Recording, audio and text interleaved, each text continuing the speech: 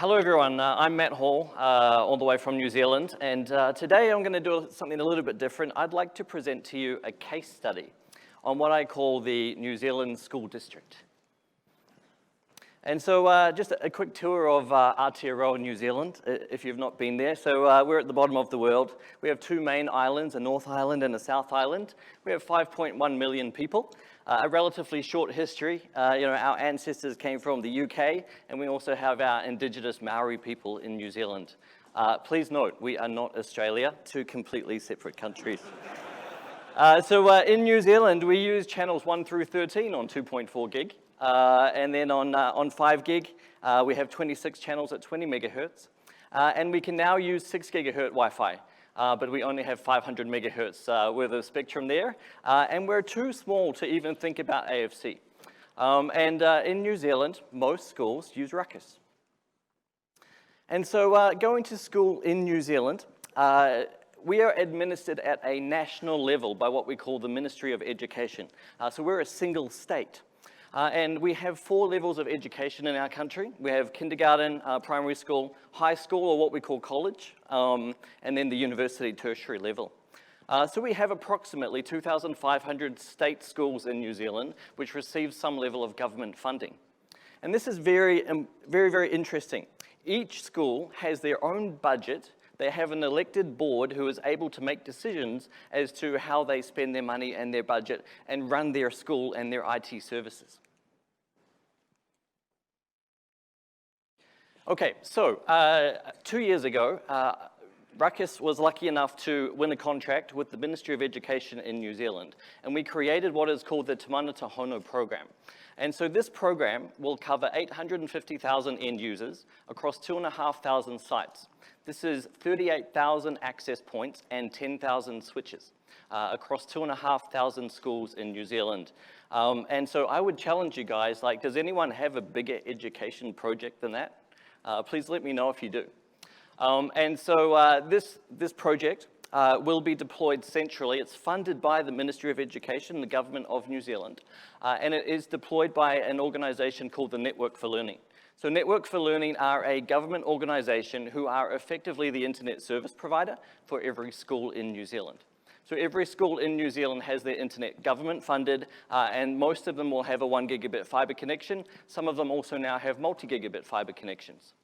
And so the rollout that I'm talking about today, the guys at Network for Learning are responsible for delivering this project into schools across New Zealand. We have a very interesting project model though. Obviously at CommScope Ruckus, we're the vendor for the product. We have a local distributor that we work with. The project though, our customer really is the Ministry of Education who fund and manage this program. However, delivery is performed by Network for Learning, but we also have local installation partners that do the truck roll and go ahead and do the physical installation on site. But alongside of that as well, in New Zealand, there are a network of IT service providers who have individual relationships and contracts with each school in New Zealand. And so we have a task of educating them on the equipment and also working closely with them as well to make sure that the ultimate end customer, the schools, have a good user experience. And so I'll try and go quite fast. I'm sorry for all of the detail. Let me just explain a little bit about how we go about doing the design. So with a project of this scale, we can't really afford to do the regular thing. Normally we do like a pre-site survey, the installation, a post-site survey, and all of that stuff. A project of this scale, we don't have the funding to do that. And so basically, the way that it works is the project funding is based on the number of classrooms or teaching spaces that a school has. Which is ultimately based on the number of students that are, at that school. And so basically the rules are, it's basically 1 access point per classroom or 1 access point per 2 classrooms. And that's the general rule of thumb. And so, at a minimum. This is actually the second iteration of technology upgrade in schools in New Zealand. Previously, we did have a program that ran, and because of that, we can guarantee that at minimum, each classroom has 2 Ethernet outlets already in place, and they already had access points infrastructure in their buildings. And so this is basically just an upgrade. And so our planning principles, we basically divide schools up into different sizes. And based on the size of school and the number of students at the school, that will kind of dictate our design principles. You know, the smallest school in New Zealand has 10 students. And the largest school in New Zealand has 3,500 students. And we have, you know, schools of all different sizes in that range. And so we have the smaller school. So at a smaller school, say up to about maybe 300 or 400 students, we probably will not go to site and do a pre-survey. So we will send someone to site, they'll do an inspection, just take some photos, and that data will be sent to a person in an office at Network for Learning, who will then go ahead and architect the Wi-Fi design for that site. They'll send a truck and it will be rolled out. In the medium-sized schools, we have the same philosophy, but in the larger high schools, we absolutely do pay more attention to the design and the detail, and things like you know, power and channel adjustment and stuff like that sometimes is done manually, and you know, we pay more attention in the larger schools. The other rule that we have for designing is, so as part of this project, we're also doing switch replacement. So the rule is, in a switch, we should have 25% of the ports free and available for future use. And that's one of the rules of the projects. Okay, so streamlining the deployment. So a deployment of this size, you know, it's got to be as automated and as streamlined as possible. And so basically our distributor does an update on the firmware on the switches, so we guarantee when it gets to site, it's at a certain level. And then what happens, right, is everything is automatically provisioned. The switches are plugged into the firewall, and from that point, the firewall is configured with things like DHCP options and VLANs and things like that.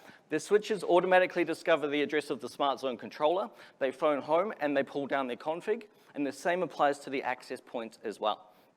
Before the access points are shipped to site, the MAC address and serial numbers of all of those is recorded, it's put in a database, and then the API of the automated provisioning systems talk to the Wi-Fi controller, and everything is just seamlessly, automatically provisioned. And a project of this size, you really have to have something like that happening. The other thing we do is we do MAC address-based authentication on all the switch ports. So there are no manual VLAN configurations in this deployment. Some vendors call it colorless ports, yeah, whatever you want to call it. Effectively, there are no manual VLANs on the switch ports. In terms of network management and monitoring, so the whole thing is powered by a couple of Ruckus Smart Zone clusters. And so these are hosted by the customer. So no cloud Wi-Fi deployment here. So show me a customer that is going to do a deployment of this size and trust a vendor's cloud. I'm not sure, maybe there is one. But in this case, the customer wants to hello.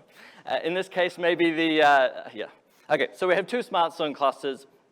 And a smart zone cluster inside the Ruckus world can handle 30,000 access points or 6,000 switches in its capacity. And so the other thing to keep in mind is obviously the access points and the switches are fully autonomous, and they're able to continue to function even if the controller goes away. So the other thing I want to talk about is authentication and security. So as a follow-up program, we're also doing a thing called secure access, which means we're implementing .1x authentication, certificate-based authentication for all the devices that support it. And for those devices like Chromecast and things like that that don't support it, we're doing the Ruckus Dynamic Pre-Shared Key. And this all ties into Ruckus Cloud Path, so we have identity of every device on the network. And the other really interesting thing here as well is every school has a FortiGate firewall deployed, and we're using radius accounting to send authentication information to the FortiGate firewall, and so it's all seamless, right? Your 802.1x auth, the firewall knows who you are, they apply content filtering based on your user group. And I'm running out of time here. My final slide is digital assessment. So in New Zealand, we are currently playing with the idea of doing online digital assessment for students as opposed to the paper-based exam. And so we have a number of initiatives underway at the moment. We have a testing authority in New Zealand that manages this. Yeah, so we're looking at things like dedicated SSIDs for test-taking environments and things like that.